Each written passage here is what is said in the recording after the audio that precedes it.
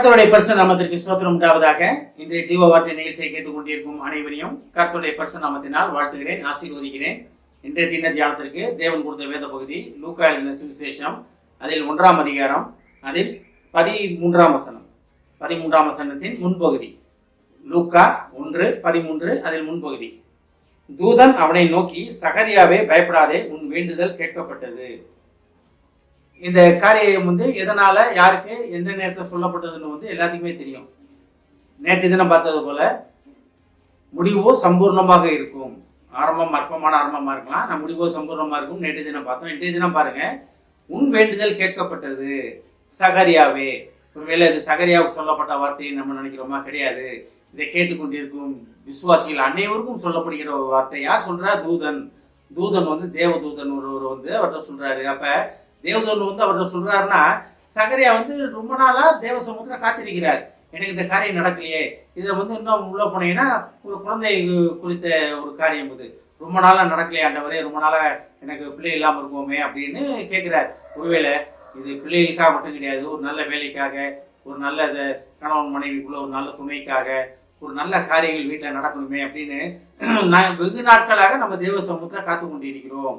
வெகு நாட்களாக நம்ம தேவ சமூகத்தில் முழங்காலிட்டு கண்ணீரோடு ஜெபிச்சு கொண்டிருக்கோம் நிறைய பேர் இருக்காங்க. எனக்கே இது இன்னும் நடக்கலை, ஏன் இன்னும் வாழ்க்கை கட்டப்படலை, எனக்கு ஏன் இந்த மாதிரி இன்னும் காரியம் நடந்துகிட்டு இருக்கு, இவ்வளோ படிச்சிருக்கேனே, இவ்வளோ நல்லா முடிச்சிருக்கேனே, எல்லாமே நல்ல ரேங்க்ல வந்திருக்கேனே, ஒரு நல்ல வேலை கிடைக்கலையே, எனக்கு பின்னால் வந்தவங்களாம், என்னோட ஃபெயில் ஆனவங்களாம் ஒரு நல்ல இடத்துல இருக்காங்களே, ஒரு நல்ல தொழில் பண்ணிட்டு இருக்காங்களே, எனக்கு உண்மை நடக்கலையே அப்படின்னு நம்ம தேவன்கிட்ட கேட்டுக்கொண்டே இருக்கிறோமா? கவலையப்படாதீங்க, கேட்டுக்கொண்டே இருங்க, கேட்டுக்கொண்டே இருங்க. கேட்குறத நிப்பாட்டாதீங்க. தேவ சமூகத்தில் அமர்வதை நிப்பாட்டிடாதீங்க. தேவ சமூகத்தில் முழங்காலிட்டு கண்ணீரோட நீங்க ஜெபிக்கிற ஜெபத்தை நிப்பாட்டிடாதீங்க.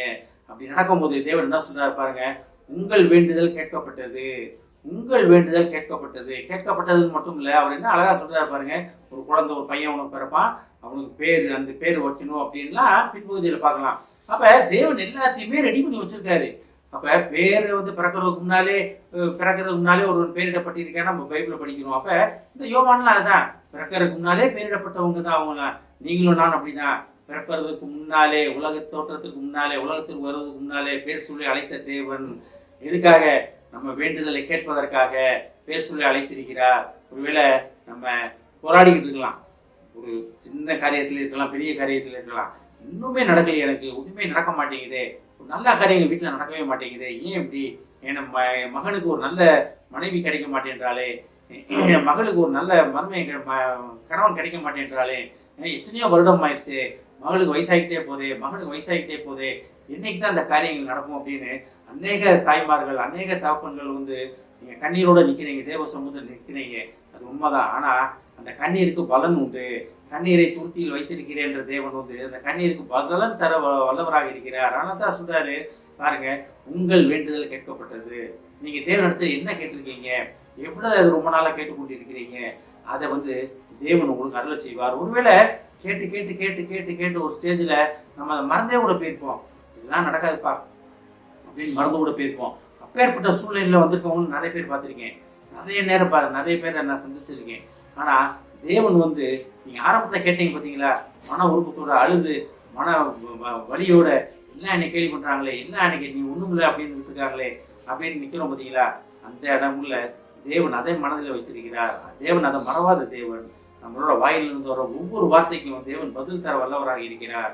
அதனால்தான் தேவன் இதை கேட்டுக்கொண்டு விசுவாசிகளே, நீங்க என்ன அதை வேண்டிக்கிட்டு இருக்கீங்களோ அந்த வேண்டுதல் கேட்கப்பட்டது அப்படின்னு தேவன் இன்றைய தினம் உங்களுக்கு சொல்ல ஆசைப்படுகிறார். உங்களுடன் தேவன் உங்களுடன் சொல்லுகிறார். உங்களுடன் தேவன் முகமுகமாக உரையாட போகிறார். ஏன்னா நீங்க அதான் கேட்டுட்டு இருக்கீங்க, தேவனை உண்மை அறிந்து கொள்ளும் அறிவிலே நான் வளரணும் அப்படின்னு கேட்குறீங்களா? அதுக்கு தேவன் உங்க வேண்டுதல் தேவன்கிட்ட போச்சு. வீட்டில் குடும்பங்களில் பிள்ளைகளுக்கு நல்ல திருமணம் நடக்கணும்னு நினைக்கிறீங்களா? நல்ல திருமணம் நடக்க போகுது. திருமணம் ஆகாமல் எனக்கு வயசு 40 வயசு ஆக போகுது, 35 வயசு ஆச்சு அப்படின்னு நினைக்கணுமா? இல்லை, கவலைப்படாதீங்க. தேவன் உங்களுக்கு தரமான ஒரு வாழ்க்கை துணையை கொண்டு வருவார்.